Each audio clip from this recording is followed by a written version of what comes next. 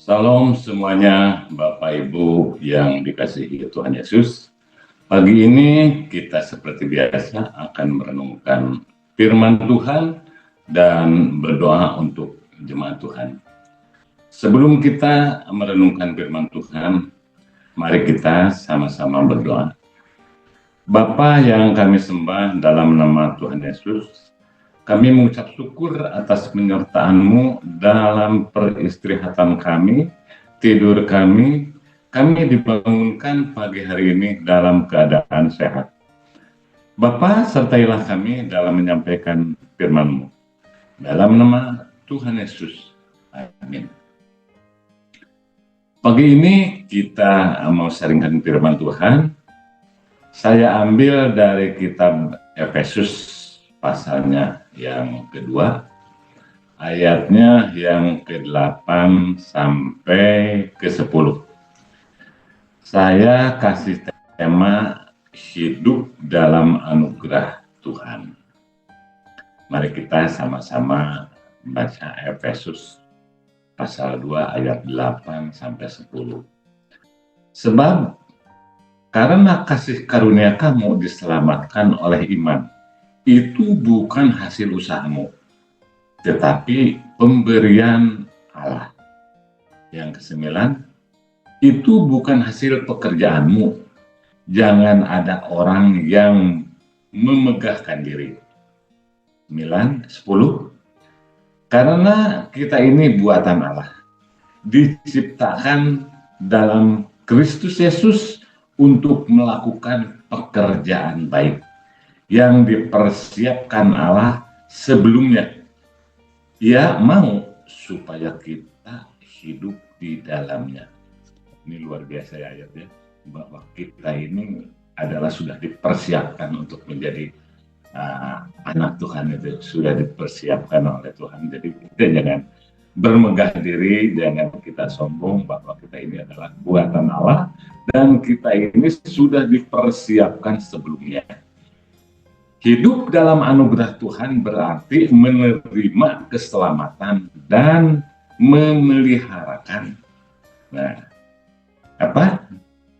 Hidup dalam anugerah Tuhan berarti menerima keselamatan dan pemeliharaan Allah sebagai hadiah cuma-cuma, bukan hasil usaha manusia. Ya, Efesus 2 tadi ayat yang ke-8-9, anugerah mampu kita hidup benar, berdampak, dan bersyukur di tengah tantangan serta mengubah masa lalu yang kelam menjadi hidup baru dalam Kristus. Nah, itulah firman itu, seperti itulah Yesus itu seperti itu bisa kita mengubah. Kita bisa bersyukur, kita sekalipun ada tantangan, mengubah masa-masa lalu kita setelah mengenali Yesus adalah hidup menjadi baru dalam Kristus. Berikut adalah poin-poin mengenai hidup dalam anugerah Tuhan. Anugerah adalah dasar keselamatan, bukan usaha manusia. Kita diselamatkan dari hukuman dosa semata-mata oleh kasih karunia Tuhan melalui iman dalam darah Kristus. Menyelamatkan diri sendiri, sehingga tidak ada dasar untuk sombong. Anugerah menghidupkan dan memulihkan. Anugerah Tuhan membangkitkan kita yang mati karena pelanggaran dosa untuk hidup dalam persekutuan dengan Kristus. Ia memberikan harapan dan makna hidup sejati, bukan sekedar kelangsungan hidup sementara. Anugerah mampukan untuk hidup berdampak. Anugerah tidak membuat kita pasif, melainkan memotivasi kita untuk melakukan pekerjaan baik yang telah dipersiapkan Tuhan. Kita dipanggil menjadi berkat bagi sesama dan talenta yang Tuhan berikan kepada kita semua. talenta apa saja, itu kan datangnya dari Tuhan untuk dia mempekerjakan pekerjaan yang baik yang telah diberikan oleh Tuhan Yesus.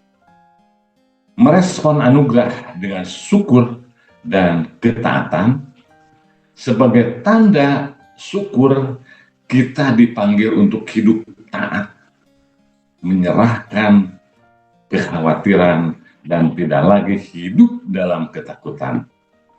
Ketaatan adalah wujud kasih kepada Tuhan. Anugerah cukup di tengah kesulitan. Bahkan saat menghadapi masalah, anugerah Tuhan memberi kekuatan untuk bertahan tanpa perlu protes. Percaya bahwa Tuhan memelihara hidup kita. Ayat kunci, sebab karena kasih karunia kamu diselamatkan oleh iman. Itu bukan hasil usahamu, tetapi pemberian Allah. Itu bukan hasil pekerjaanmu. Jangan ada orang yang memegahkan diri. Kesimpulan, hidup dalam anugerah Tuhan adalah sebuah anugerah, bukan beban, di mana kita dipanggil untuk menunjukkan kasih Tuhan melalui cara hidup kita sehari-hari, membawa dampak bagi orang sekitar kita. Tuhan Yesus memberkati.